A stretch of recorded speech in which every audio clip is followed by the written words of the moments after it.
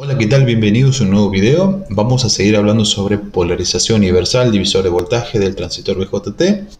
Y habíamos dicho en videos anteriores, cuando introducimos este tema, que polarización universal tiene dos tipos de análisis. Uno es el análisis exacto, que ya vimos en otros videos, luego vimos un ejercicio.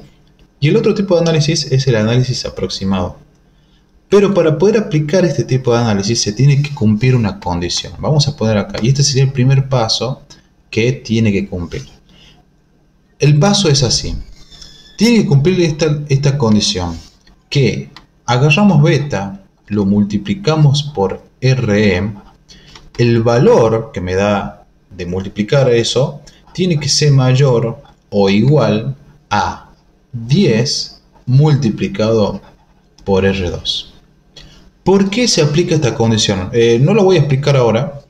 Tiene que ver con que la resistencia RE se refleja en la base y acá se saca en paralelo de R2. Bueno, hay una explicación un poquito larga, pero no la quiero hacer porque se va a hacer muy largo el video. Ustedes después me dicen en los comentarios, bueno, si la quieren ver a la explicación, y bueno, se lo aplica.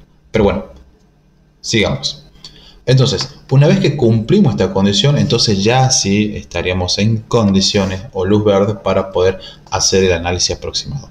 Pero si esta condición no se cumple, ¿sí? No se cumple esto, entonces tendremos que recurrir al método exacto que ya lo habíamos visto, o el análisis exacto que ya habíamos visto en otros videos. Así que bueno, vamos a ver un par de ejemplos cómo lo podemos aplicar. Aquí están algunos valores de resistencia que podemos conseguir y bueno, vamos a ver si se cumple. Entonces, agarramos el valor de beta, que en mi caso vale 10, lo multiplicamos por la resistencia E, que vale 1K, y vemos si ese valor es mayor o igual a decir 10 veces la resistencia 2, que vale 4 en mi caso. 10 por 1K me da 10K, esto veamos si es mayor o igual a 10 por 4, esto me da 40K. ¿10K es mayor a 40K? No, no es mayor. Por lo tanto, al no cumplirse esta condición, tendremos que hacerlo mediante el análisis exacto. Veamos otro ejemplo. Acá conseguimos algunos valores de resistencias y veamos si se puede cumplir esto. Entonces agarramos el valor de beta, que en mi caso vale 100, lo multiplicamos por la resistencia de emisor, que vale 1K, y esto sería mayor o igual a 10 veces multiplicar R2, que en mi caso vale 3K. 100 por 1K, esto me da 100K, y esto tiene que ser mayor o igual a 10 por 3, que me da 30K. ¿Se cumple la condición? Sí se cumple, efectivamente 100K es mayor a 30K. Entonces ya estamos en condición de poder hacer el análisis aproximado. Bueno, ¿cómo se lo hace? Vamos a ver. Una vez que hemos cumplido, ¿sí?, la condición que habíamos dicho hace un momento, entonces sí podremos ya hacer o pasar al segundo paso. El segundo paso es calcular la tensión de base. La tensión de base es la tensión que se encuentra acá. Si nosotros nos fijamos, la tensión que esta sería acá, la tensión de base, con respecto a tierra, el elemento que me encuentro es la resistencia R2. Bueno, ya sabemos cómo sacarlo simplemente aplicando un divisor de voltaje. Entonces el segundo paso sería calcular la tensión de base, que va a ser el mismo valor que la tensión de R2, que tenemos que hacer un divisor de voltaje, de ahí el nombre, polarización universal, divisor de voltaje.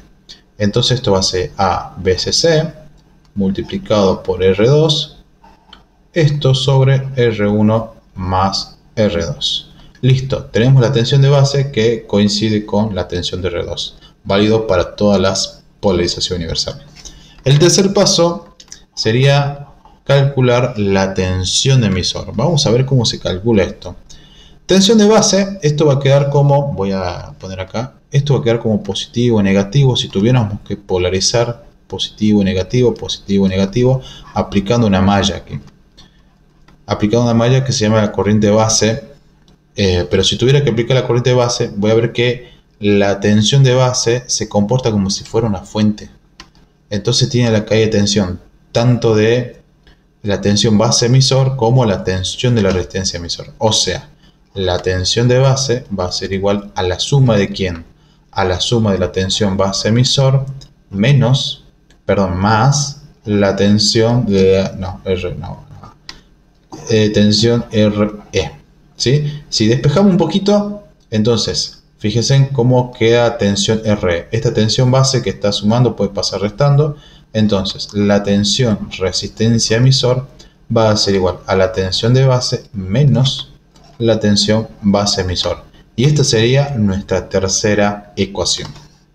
Una vez descubierto ya el valor de la tensión de resistencia emisor, ahora ya estaremos en condiciones de poder hallar lo que vale la corriente de colector. La corriente de colector es muy similar a la corriente de emisor. ¿Y cómo averiguamos eso? Bueno, hacemos de la siguiente forma. Nosotros sabemos que la corriente de emisor es la corriente que circula por aquí a través de la resistencia de emisor.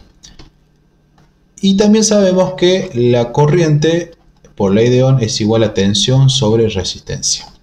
Entonces, ¿qué datos tenemos acá? ¿Tenemos el valor de la tensión de la resistencia emisor? Sí, lo tenemos acá. Acá habíamos averiguado. Tenemos el valor de R, por supuesto, porque nos sirvió para hacer el primer paso. Entonces, simplemente acá aplicamos la ley de Ohm. Entonces decimos que la corriente de emisor va a ser igual a la tensión de la resistencia de emisor sobre la resistencia de emisor. Y este sería nuestro cuarto paso. Bien, nos faltaría el quinto paso, que ya sería averiguar, en caso de que yo necesite averiguar la recta de carga, estática, hallar el punto Q, todo eso. Bueno, sencillamente la tensión colector-emisor sigue valiendo lo mismo que habíamos calculado con el método exacto, que es la tensión BCC menos la corriente de colector.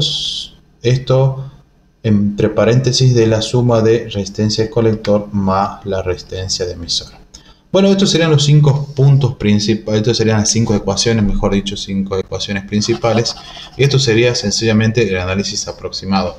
Vieron que es mucho más sencillo y no estamos aplicando esas ecuaciones ni esas mallas que habíamos visto con el método exacto. Bueno, que la misma palabra lo dice, es exacto, pero necesitamos un poquito más de cálculo, tampoco son demasiados. Y estos serían las ecuaciones que a nosotros nos permiten hacer el análisis aproximado. Recordemos que solamente y solamente se aplica cuando el primer paso da positivo, cuando se cumple esa condición. Si esa condición no se llega a cumplir, entonces no podemos hacer nada y tendremos que recurrir al análisis exacto. Así que bueno, igual nos faltarían pasos también incluso para hallar la recta de carga y todo eso. Pero eso ya lo vi en el video pasado de método exacto, que son los mismos pasos, nada más, no cambia mucho. Y bueno, pero vamos a ver más adelante en otro video un ejercicio práctico aplicando el análisis aproximado. Así que bueno, hasta aquí el video, muchas gracias y nos estamos viendo.